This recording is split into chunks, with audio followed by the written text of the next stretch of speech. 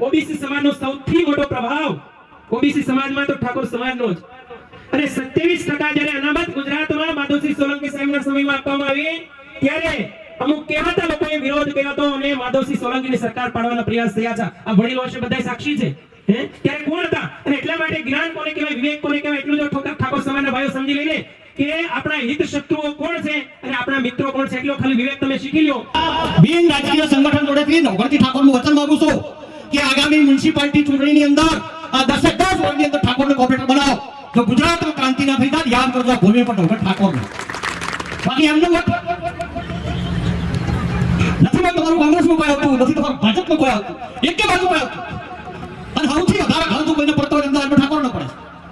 તમારી પકોડીની લારી ઉછળી મેલે, ગલ્લા પાડી દે, ઘર પાડી દે, સોધાર હોય મારી બહેનો હોતી હોય. અમદાવાદની અંદર લોકોનું પૂછું કે પબ્લિક કોની વધારે, તો મારી દ્રષ્ટિએ પહેલો નંબર કદાચ ઠાકોર હશે. ઠાકોર, રબારી, ભરવાડ, દલિત, આદિવાસી, મુસ્લિમ આ 4 સમાજો તમે ભેગી કરો અમદાવાદમાં મારી દ્રષ્ટિએ 80% છે. 80% વાળા પથ્થરને પાથરે છે, 20% વાળા ખુરશી ઉપર બેસી હુકમ કરે. ક્યાં સુધી ગુલામી સહન કરીશ? ખબર છે હું એક વર્ષોથી પૂછું કે માર ખાય મદારી, માર ખાય મોકળું. મોકળું કુદ્યા કુદ કરે ને વકરો આવે મદારી લઈ જાય. United we stand, divided we fall. અંગ્રેજોની જે મોનોપોલી હતી, ડિવાઇડ એન્ડ રૂલ, એ પ્રમાણે વર્તમાન સમયમાં પણ ચાલી રહ્યું છે. અંગ્રેજો 10,000 તા 30 કરોડ ઉપર ભારતીયો ઉપર શાસન કર્યું હતું. મિત્રો આપણે એમ કહીએ છીએ કે આપણે ગરીબ છીએ એવું નથી, મિડલ ક્લાસમાં નથી, પરંતુ અમુક સિસ્ટમ આ દેશમાં એવી ખરાબ આવી જેને લીધે આપણે હાસ્યમાં ધકેલાયા. એટલે સિસ્ટમ બદલવાની વાત કરવાની છે. લાંભા વોર્ડમાં 10 ગામ સમસ્ત ઠાકોર સમાજ દ્વારા આયોજિત સ્નેહ મિલનમાં અને પોતાની મૌલિક ભાષામાં સમાજને વર્ષોથી જાગૃત કરવામાં અને એક શબ્દ પેટર્ન બની ગયો છે એવો કે સોનાનો સૂરજ ઉગશે એવા નવગણજી ઠાકોર. યાદ રાખજો, દુનિયામાં 2 પાવર ખૂબ દરેક ક્ષેત્રમાં પ્રભાવિત કરતા હોય છે. એક છે પોલિટિકલ પાવર અને બીજો છે કોર્પોરેટ પાવર. આજે પોલિટિક્સ ક્ષેત્રમાં આપણા સમાજના ઘણા આગેવાનો છે અને અહીંથી જે એકતાનો આજે જે કાર્યક્રમ થઈ રહ્યો છે, હું તો કહું ગુજરાતમાં 18,000 ગામડાઓ છે અને સમસ્ત ઠાકોર સમાજ એકત્રિત થઈને તો ઠાકોર સમાજના ભાગમાં લગભગ 4,000 થી 4,500 થી 5,000 ગામડાઓ આવે એટલા છે. સમજાય છે? તો 10 ગામડા નહીં, હું તો કહું ભવિષ્યમાં 5,000 ગામડાનું સ્નેહ મિલન થવું જોઈએ. અને તમે લખી રાખજો કે જો આ બધા સરપંચો એક થાય ને તો ગિનિસ બુકમાં વર્લ્ડ રેકોર્ડ સરપંચોનું નામ ઠાકોર સમાજનું આવે. સમજાય છે? અને એટલા માટે ફરીથી કહું કે united we stand, divided we fall. અંગ્રેજોની જે મોનોપોલી હતી, ડિવાઇડ એન્ડ રૂલ, એ પ્રમાણે વર્તમાન સમયમાં પણ ચાલી રહ્યું છે. અંગ્રેજો 10,000 તા 30 કરોડ ઉપર ભારતીયો ઉપર શાસન કર્યું હતું. મિત્રો આપણે એમ કહીએ છીએ કે આપણે ગરીબ છીએ એવું નથી, મિડલ ક્લાસમાં નથી, પરંતુ અમુક સિસ્ટમ આ દેશમાં એવી ખરાબ આવી જેને લીધે આપણે હાસ્યમાં ધકેલાયા. એટલે સિસ્ટમ બદલવાની વાત કરવાની છે. તમે વિચાર કરો, એક ઘરમાં 5,000 નો ખર્ચો હોય તો 80 લાખ ઘર છે. તો આજે 80 લાખ ઘર લેખે તમે ગણો તો 4,000 કરોડ રૂપિયાનું ટર્નઓવર એકલો આપણો સમાજ કરે છે. એટલા માટે માત્ર 2 જ કાર્યો સમાજે કરવાના છે. એક થવાની વાત છે. ક્ષત્રિય શબ્દ આપણે આગળ લાવતો તો જનની જણ તો ભગત જણ કા દાતાર કા શૂર, નહીતર રેજે વાંદળી તું મત ગુમાવીશ નૂર. જોરથી બોલો, સંઘે શક્તિ કલો યુગે. શાસ્ત્રો એમ કહે છે કળિયુગમાં સૌથી મોટું શસ્ત્ર એ યુનિટી છે, એકતા છે. અને એટલા માટે ભવિષ્યમાં 10 ગામડા નહીં, એકતાનો સંદેશ 5,000 ગામડા સુધી જવો જોઈએ. ત્યારે હું તો એમ કહું કે ભવિષ્યમાં ઠાકોર સમાજના સીએમ પેદા થાય ને થાય જ. એટલા માટે એક સૂત્ર યાદ રાખજો, જિસકી જીતની સંખ્યા भारी उसकी इतनी हिस्सेदारी, वोट मेरा और राज तू मेरा ये नहीं चलेगा।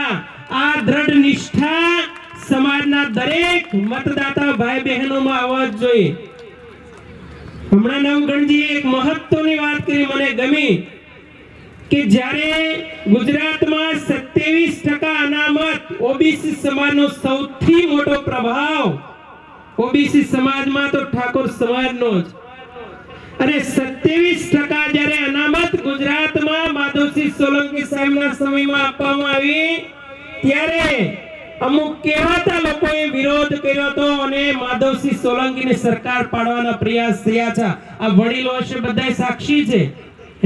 ત્યારે કોણ હતા અને એટલા માટે જ્ઞાન કોને કહેવાય, વિવેક કોને કહેવાય, એટલું જો ઠાકોર સમાજના ભાઈઓ સમજી લઈને કે આપણા હિત શત્રુઓ કોણ છે અને આપણા મિત્રો કોણ છે, એટલો ખાલી વિવેક તમે શીખી લ્યો તો મને એમ લાગશે કે અમે સંતો જે જગાડવાના પ્રયાસો કરી રહ્યા છે એ સાર્થક થાય છે। આજે ગુજરાતમાં 4 પ્રકારના આપણા સમાજના લોકો ડિવાઇડ થઈ ગયા છે, એટલે આપણે પાવરમાં નથી આવી શકતા, માત્ર પોઝિશનમાં અમે સંતો કેમ ઘંટડી વગાડી એમ વગાડી રાખે છે, પરંતુ પાવરમાં નથી આવતા। એનું કારણ આજે 10% અમુક કહેવાતા લોકો વીઆઈપી ગુલામ બની ગયા છે, એટલે નિર્ણયો લઈ નથી શકતા। વિધાનસભામાં બેઠા હોય તોય મૌન થઈ જવું પડે છે, એનું પાછળનું કારણ શું?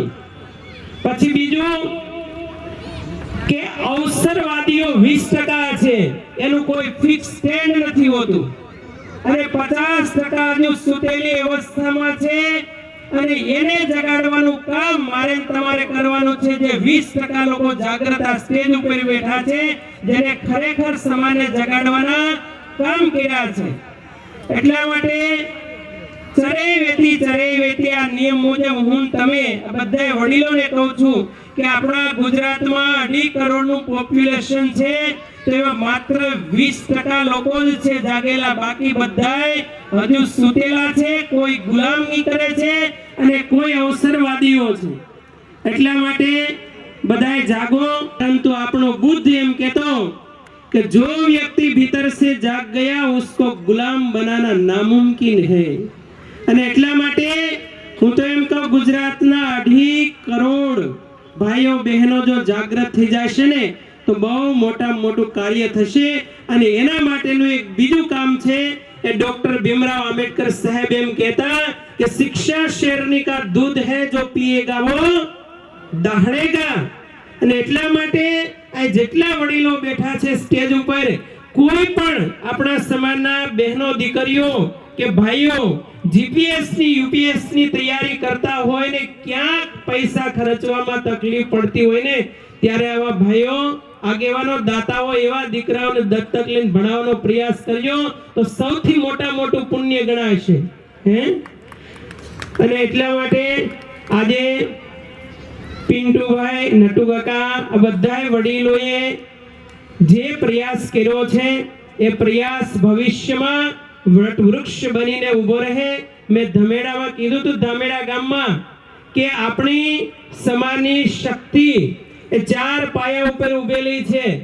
ઉત્તર ગુજરાતમાં સદારામ બાપા, મધ્ય ગુજરાતમાં વીર ભાથીજી મહારાજ, સૌરાષ્ટ્રમાં વેલનાથ બાપા અને માનધાતા મહારાજ। આ 4 પાયા જો મજબૂત થઈ જાય ને, કોઈની તાકાત નથી ઠાકોર સમાજને ઉખાડી શકે।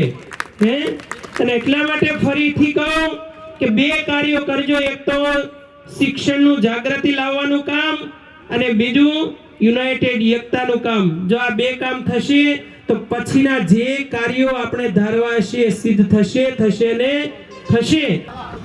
તો આ અમીર લોકો મરણ પ્રસંગમાં ખોટો ખર્ચો કરતા નથી, તો આપણે ઠાકોર સમાજને પણ એ લોકોથી શીખવું ના જોઈએ? એટલે મરણ પ્રસંગમાં પણ ખોટા ખર્ચા નાબૂદ થવા જોઈએ।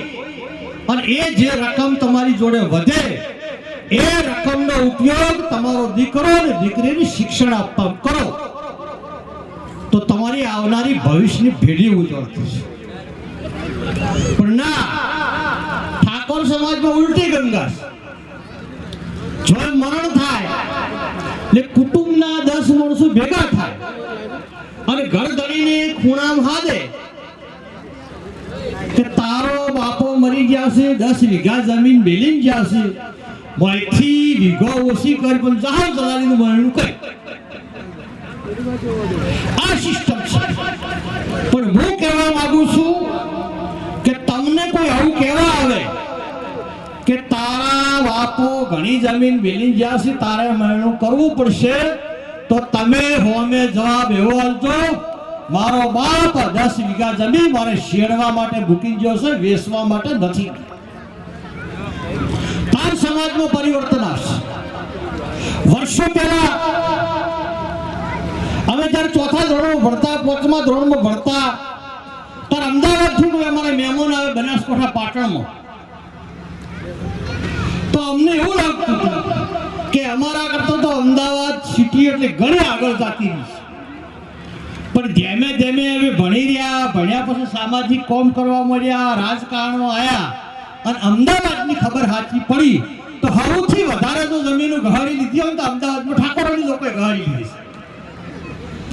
તો તમે કરતા તમે એડા વેડાવાળા અંગૂઠા સાપ ના હારા કે કોઈના બાપની તાકાત નથી ઠાકોરની જમીન ગહાડી કે પગ મેલી. એવી તાકાત હું જોવા માંગુ છું. ગુજરાતની અંદર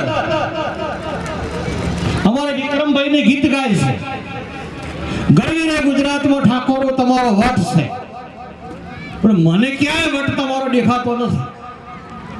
આ અમદાવાદ શહેરની અંદર વિધાનસભાની બેન કેટલી સીટો છે? 13-14 છે કદાચ. 20 વર્ષ પહેલા ઠાકોર જીત્યા, ધાલપુર ઠાકોર છે સિટીની અંદર ધારાસભ્ય હોય તો આગળ ઉસી કરો છે. સિટી બુશ અમદાવાદમાં મ્યુનિસિપાલિટીમાં મેયર, સ્ટેન્ડિંગ કમિટીના ચેરમેન ઠાકોરો હતા. આપણે હારા નથી, અમદાવાદ વાળા ની ધારાસભ્યો બનાવવા. આ શું છે આપણે? આ 10 ગામ બિન રાજકીય સંગઠન જોડેથી નવગણથી ઠાકોરનું વચન માંગુ છું કે આગામી મ્યુનિસિપાલિટી ચૂંટણીની અંદર આ 10 વર્ષની અંદર ઠાકોરને કોર્પોરેટર બનાવો.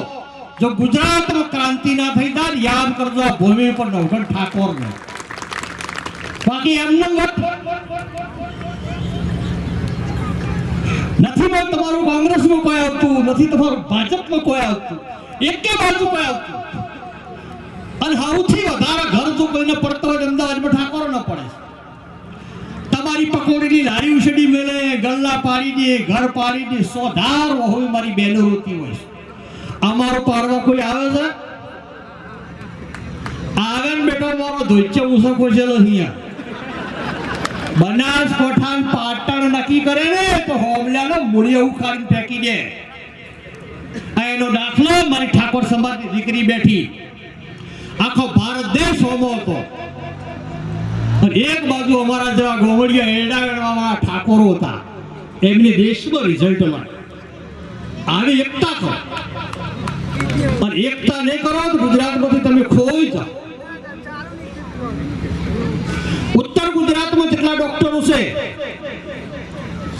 એટલા અમદાવાદ શહેરમાં છે ઠાકોર નથી.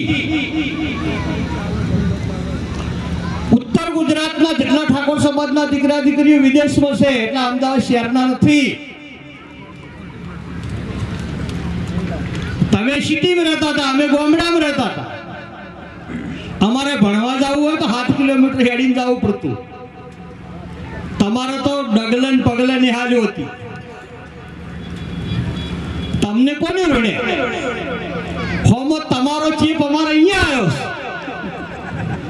તમે ફૂલોના ગરબા કરો, ડીજે વગાડો, વિક્રમભાઈ લઈ દો, નોટાના વરસાદ વરહાડો અને ફેસબુક ને વોટ્સઅપ માં મેલો ને અમે વિગમ ઉડાડવા મળ્યા આવે. એટલે મહેરબાની કરીને તમે સુધરો. મારા શબ્દો તમને કડવા લાગતા. બનાસકાંઠાની અંદર ઠાકોર સમાજની દીકરીઓ અને દીકરાઓ માટે ભવ્ય હોસ્ટેલ છે. પાટણની અંદર અમારી ગુજરાત સદારામ સેવા સમિતિ ટીમ મારી દીકરીઓ માટે લાઇબ્રેરી બનાવી છે. ગુજરાતને ભારત દેશમાં ના હોય કરોડપતિ સમાજો તો સેલ્ફી પાડવા આવે. 6 નવેમ્બરે બેનના હાથે અમે ભૂમિપૂજન કરાવ્યું છે હોસ્ટેલનું. અને હોસ્ટેલ એવી બને છે કે જ્યારે બનીને તૈયાર થઈ જાય ને ત્યારે જેમ તમે અંબાજી ચોટીલા દર્શન કરવા જાઓ છો ને એમાં મારી હોસ્ટેલનો ફોટો પાડવા આવશે. તેની અંદર મારી ઠાકોર સમાજની દીકરીઓ બેસે. અમારી સદારામ સેવા સમિતિ ગુજરાત કોઈ પણ ઠાકોર સમાજની દીકરી ડોક્ટરી લાઈનમાં ભણવા જવું હોય અને એના મા બાપની આર્થિક સ્થિતિ ના હોય તો હોમેથી ફોન કરીને અમે ફી એની ભરી દેશે. દીકરી બાળ ઉત્તર ગુજરાતમાં સદારામ બાપાના આશીર્વાદથી સદારામ સેવા સમિતિ તારા પિતા તરીકે બેઠે છે. આ કામ સમાજમાં ઊભું કરવું પડશે. વર્તમાન સમયમાં ઠાકોર સમાજની ગુજરાતમાં સ્થિતિ કેવી છે ખબર છે? હું એક વર્ષોથી કહું છું કે માર ખાય મદારી માર ખાય મોકળું. મોકળું કુદ્યા કુદ કરે ને વકરો આવે મદારી લઈ જાય. એટલે હવે જાગૃતિ લઈ શિક્ષિત બની સંસ્કારી બની અને સમાજની પ્રગતિ થાય એમાં રસ લેવાનો. અમદાવાદની અંદર લોકોનું પૂછું કે પબ્લિક કોની વધારે તો મારી દ્રષ્ટિએ પહેલો નંબર કદાચ ઠાકોર હશે. ઠાકોર, રબારી, ભરવાડ, દલિત, આદિવાસી, મુસ્લિમ આ ચાર સમાજો તમે ભેગી કરો ને અમદાવાદમાં મારી દ્રષ્ટિએ 80% હશે. 80% વાળા પથ્થરને પાથરે છે, 20% વાળા ખુરશી ઉપર બેસીને હુકમ કરે છે. ક્યાં સુધી ગુલામી સહન કરવી છે? કે જેની ગામમાં વસ્તી વધારે હોય એનો સરપંચ હોય છે નથી હોતો. જે વોર્ડમાં જેની વસ્તી વધારે હોય એનો કોર્પોરેટર હોય છે. મને લોકો પૂછે છે ઠાકોર કેવો હોય તો એ વ્યાખ્યાનો તો ઠાકોર મને કોઈ દેખાતો જ નથી. ઠાકોર એટલે જેની દાયમની કળી જેવા ધોત હોય, બાજરીના પૂળા જેવી જેની મૂછ હોય, લેબુની ફાડ જેવા જેની આંખ હોય, દાયમના કળી જેવા જેના ધોત હોય, રાઠોડી મોજડી પહેરીને મારો ઠાકોર શેરી બેડે ને તો શેરી ગાજે એનું નામ ઠાકોર કહેવાય. બાકી હાલનો ઠાકોર તો બુધાલાલમાં મિરાજમાં ખલાસ થઈ ગયો છે. થોડો ઘણો વધ્યો એ ઠેલીમાં ખલાસ થઈ ગયો છે. એટલે શિક્ષિત સમાજ, તંદુરસ્ત સમાજ નું નિર્માણ કરવું હોય તો વ્યસન મુક્ત બનો અને દીકરીઓને ભણાવો.